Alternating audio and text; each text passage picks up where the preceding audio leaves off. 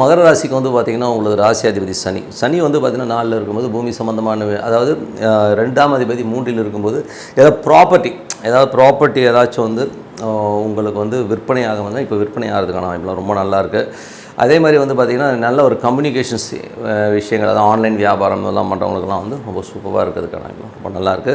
இதில் வந்து 2-3 அது ஒரு தொடர்பு இருக்கும்போது சின்ன சின்ன கலகங்கள் ஏற்படுறதுக்கான வாய்ப்புகள் ரொம்ப கவனமாக இருக்கணும். ஏன்னா வந்து நமக்கு தெரியாமல் கேமரா வைக்கிறது, நம்மளை பற்றி பின்னாடி பேசுகிறது, இந்த மாதிரி விஷயங்கள்லாம் இருக்கும். கொஞ்சம் கவனமாக இருக்கிறது ரொம்ப ரொம்ப அவசியம்.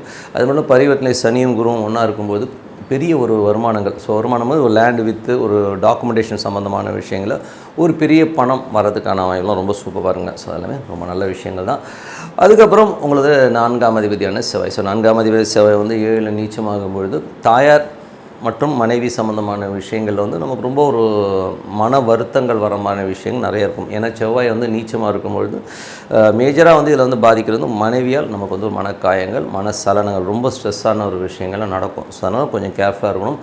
5 மற்றும் 10ஆம் அதிபதியான சுக்கிரன். 5 மற்றும் 10ஆம் அதிபதியான சுக்கிரன் வந்து பார்த்திங்கன்னா உங்களுக்கு வந்து இப்போது இருக்கிறது வந்து 5ல் இருக்கார். அதில் வந்து பார்த்திங்கன்னா என்ன பிரச்சனைனா 5ல் ஆட்சியாக இருக்கும்போது குழந்தைகளோட விஷயங்கள்லாம் ரொம்ப சூப்பராக இருக்கும். கலைஞர்களுக்கு வந்து ஒரு பெரிய வாய்ப்பு, நிறைய வருமானங்கள் வர்றதுக்கான பூர்வ புண்ணியம் சம்மந்தமான விஷயங்கள் ரொம்ப நல்லாயிருக்கும். அதே நேரத்தில் தொழில் ரீதியான விஷயங்களில் வந்து ரொம்ப கவனமாக இருக்கணும். ஏன்னா தொழிலில் வந்து பார்த்திங்கன்னா ரொம்ப ரிஸ்க் எடுக்காமல், ஏன்னா 5-10 அது 8ஆம் இடத்தை சம்மந்தப்படுத்தும். அதனால் வந்து ரொம்ப ரிஸ்க் எடுக்கக்கூடாது அப்படிங்கிறது தான் விஷயம். ஏன்னா நம்ம ஏமாற்றப்படுவோம். அதுக்கப்புறம் பார்க்கும்பொழுது உங்களுக்கு 6ஆம் அதிபதியான புதன். 6ஆம் அதிபதியான புதன் வந்து பார்த்திங்கன்னா இப்போ 4ல் இருக்கும். கொஞ்சம் கம்ஃபர்ட் ஜோனில் நல்ல ஒரு வேலையில் ரொம்ப சூப்பராக இருக்கிறதுக்கான வாய்ப்பெல்லாம் நல்லாயிருக்கு. இதில் வந்து கொஞ்சம் அலைச்சல்கள் இருக்கலாம், வெளியூர் பிரயாணம் அலைச்சல்கள்லாம் அப்பப்போ இருக்கலாம். மற்றபடி வேறு எந்த ப்ராப்ளம் இல்லை. அதுக்கப்புறம் பார்க்கும்போது உங்களுக்கு 7ஆம் அதிபதி சந்திரன் வந்து நல்ல ஒரு முயற்சி, நல்ல வெற்றிகள் வர்றதுக்கான வாய்ப்பாக இருந்தாலும் செவ்வாய் 7ல் இருக்கிறனால கணவன் மனைவிக்கு நடுவில் நிறைய ஒரு ஸ்ட்ரெஸ்ஸு, டென்ஷன், சண்டைகள் இதெல்லாம் வர்றதுக்கான வாய்ப்புலாம் ரொம்ப ரொம்ப கவனமாக இருக்கும். ஏன்னா அது புதனுடைய சாரத்தில் வந்து 6ஆம் அதிபதியுடைய சாரம்னு சொல்லுவோம். அதனால் வந்து நமக்கு தேவையில்லாத ஒரு மனக்குழப்பங்களையும் மன சஞ்சலையும் கண்டிப்பாக கொடுக்கும் மனைவியால். அதனால் கொஞ்சம் கவனமாக இருந்துக்குங்க.